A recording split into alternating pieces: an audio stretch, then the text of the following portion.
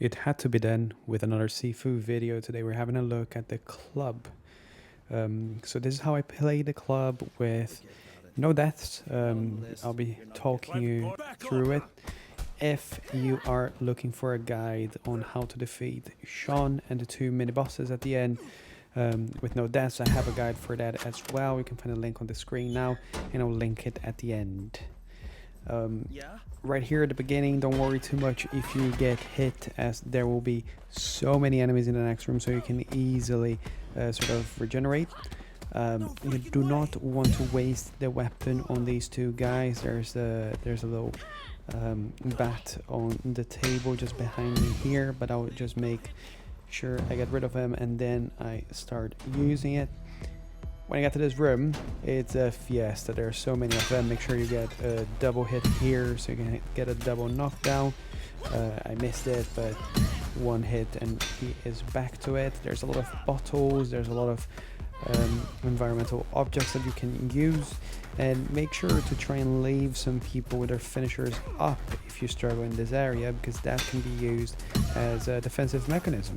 While you're in that animation, nobody can touch you, so you can use it to your advantage in that sense.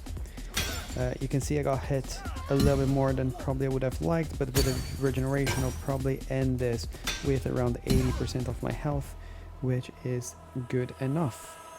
First mini boss, she's been nerfed recently, so she's not as tough as she used to be.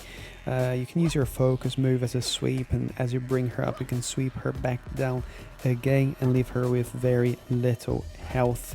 I would recommend you don't try to avoid her, but parry instead, as she has some low sweeps that can get you by surprise. We are going to focus on weapon related upgrades for this because we rely on weapons quite a bit when fighting Sean. This room you have two options. One would be to just go all the way to the end so you can skip it. The other one is to fight in it so you can use the statue. I strongly recommend you get used to fighting here. Most of these people training are fairly weak and will go down with one combo and a finisher, so you don't have to worry too much about that. This might be the only guy that will bring you a little bit of trouble.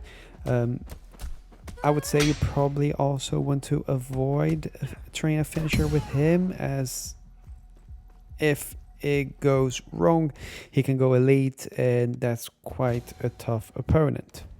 We went for weapon proficiency there. As you can see, we're going to pick up a pipe on our way out and get ready for the next rooms.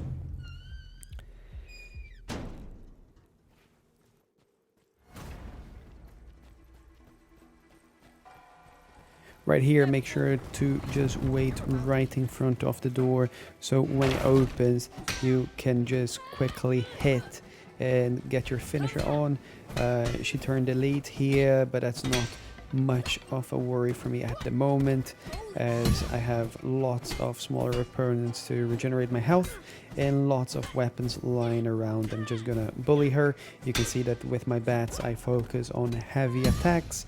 I'm a big fan of keeping things simple. You know that this is a very defensive game, so if you stick to a few combos that you're comfortable with, you can just kind of use your mind power to dodge and parry when needed. Another neat trick here is that if you've been in this room before, if you've gotten to the end of it, you know that there's quite a difficult challenge. There's this lady sitting just above the door that's quite strong. You can completely avoid her. I'll show you how to do it in a sec, after we defeat this latecomer. 3 hits, another one, and a finisher. All you gotta do when you're here is pick up a fresh weapon, so you're ready, and you just ask about the trials. That way she'll tell you what's coming next, and you can open the door and skip fighting her entirely. If you have not got all of your upgrades, it might be worth fighting her. You know, you get some experience there, so that can be quite useful sometimes, but time for another mini boss. This one's quite tough. I'll have to admit, I like focusing on parrying to get her posture down. Every now and again, if you get and avoid at the last hit, then you can hit her with a combo, and that's great news. Another thing is you have a polearm right in the middle. I normally like saving that just for the mini bosses after her, and maybe even take it into Sean's room. But I am getting hit quite a bit here, so that's not great, but you get the general idea. Get the polearm and run through. Look, I'm gonna finish this guide right here. If you want to see the rest, if you want to see the pre-room, the pre-boss room, and the fight with Sean, also with no deaths, make sure to click the video that I'm putting on the screen right now. And if you want to see some more Sifu content, just leave a comment and subscribe, and I'll see you soon. Bye.